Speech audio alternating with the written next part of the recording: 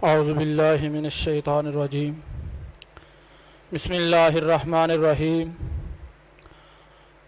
अल्लाहुम्मा सल्लि अला सय्यदिना मुहम्मदिन व आलिहि व इतरतिहि बिअदद कुल्लि मालूम लाका अस्तगफिरुल्लाहल्लज़ी ला इलाहा इल्ला हु अल हय्युल क़य्यूम व अतूबु इलैहि या हय्यु या क़य्यूम व अना मुस्लिमुन ज़लीलुन व अंत रब्बी ज़ुल जलाली वल इकराम वाफ़ु अन्नी फ़इन्नका अफ़ुव्वुन करीम या अलीमो या नसीर।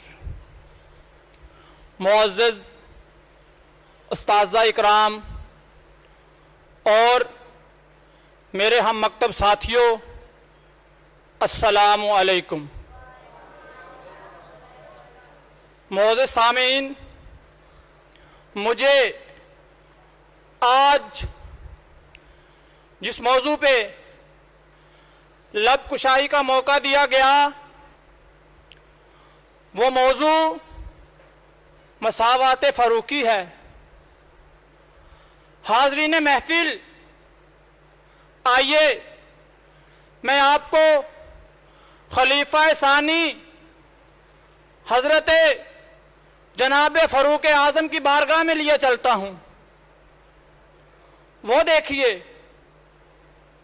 हज़रत सैयदना फ़ारूक आज़म रज़ी अल्लाह ताला अन्हो अपने एक गुलाम के साथ बैतुल मुक़द्दस के सफ़र पर रवाना हैं। एक मंजिल आप खुद ऊँटनी पर सवार होते हैं और दूसरी मंजिल गुलाम को ऊँटनी पर सवार करते हैं।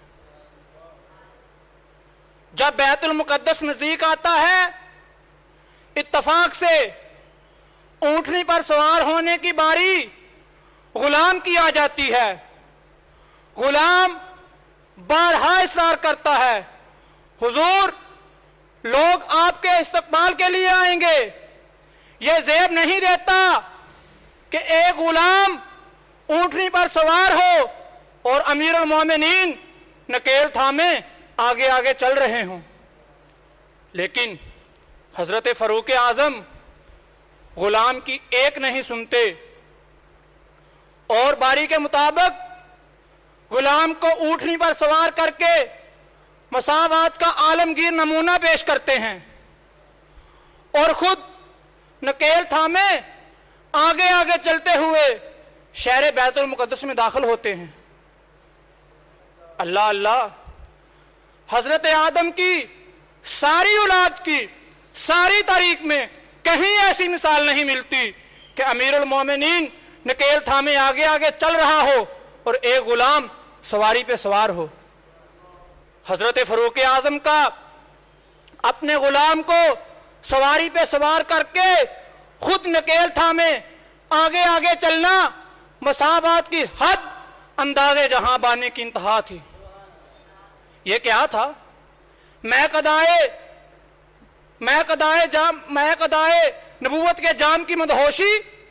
इसी पर ताजदारे गोलड़ा हजूर नसीर मिल्लत फरमाते हैं, वह बराबरी का तूने दिया दर्स आदमी को, वह बराबरी का तूने दिया दर्स आदमी को कि गुलाम नाका पर है तो इमाम चल रहा है, कि गुलाम नाका पर है तो इमाम चल रहा है। तरीक़े इस्लाम और तरीक़े इंसानियत दोनों के लिए हज़रत उमर फ़ारूक ने अमल के ऐसे नमूने छोड़े हैं जो क़यामत तक कभी ख़त्म नहीं होंगे, जिनकी रोशनी क़यामत तक कभी ख़त्म ना होगी और ना कम पड़ेगी। जनाबे वाला, ज़रा गौर तो कीजिए, हज़रत फ़ारूक आज़म जैसे जाबर हुक्मरान के सामने अरब का एक गुमनाम बद्दू यह कहने की जुर्रत रखता है कि एक चादर से हमारा कुर्ता नहीं बनता, उमर जैसे तवीलुल कामत का कुर्ता कैसे बन गया। इसी मंजर को पीर नसीरुद्दीन अपने एक शेर में यूं बयान करते हैं, अदल ऐसा पकड़ सकते हैं कमजोर भी दामन, अदल ऐसा पकड़ सकते हैं कमजोर भी दामन, रोब ऐसा कि खुद जुल्म का दिल ज़ेरो ज़बर है। रोब ऐसा कि खुद जुल्म का दिल ज़ेरो ज़बर है। हजरत उमर फारूक शैतान के लिए कोड़ा और मुसावात के अलंबरदार थे। बिलाशुबा हजरत उमर फारूक अल्लाह की निशानियों में से एक निशानी थे। इंसानियत के इस एहतराम और अदल की इस हद को हजरत उमर फारूक के अलावा कोई मात ना कर सका। हजरत उमर फारूक बिलाशुबा हजरत उमर फारूक अल्लाह की निशानियों में से एक निशानी थे। आपके दौरे खिलाफत में किसी जानवर को दूसरे की चरागाह में कदम तक रखने की जरूरत ना होती। जब आपका दुनिया से विसाल हुआ तो एक गदड़िया दूसरे गदड़िए से कहने लगा, आज यूं महसूस हो रहा है जैसे खलीफा सानी हजरत उमर फारूक इस दुनिया से पर्दा फरमा गए हैं, आपका इस दुनिया से विसाल हो गया है। वो पूछता है, तुम्हें कैसे मालूम कि आज आपका इस दुनिया से विसाल हो गया?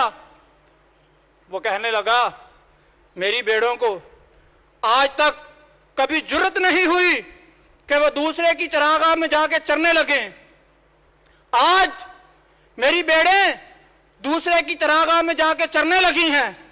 इससे मालूम हो रहा है कि आज खलीफा सानी हजरत उमर फारूक इस दुनिया से पर्दा फरमा गए हैं। हाँ हाँ, बिलाशुबा वही दिन आपके विसाल का दिन था। मैं पीर नसीरुद्दीन के इस अशार पे अपनी बात को खत्म करूंगा। मैं पीर नसीरुद्दीन के इस अशार पे अपनी बात को खत्म करूंगा।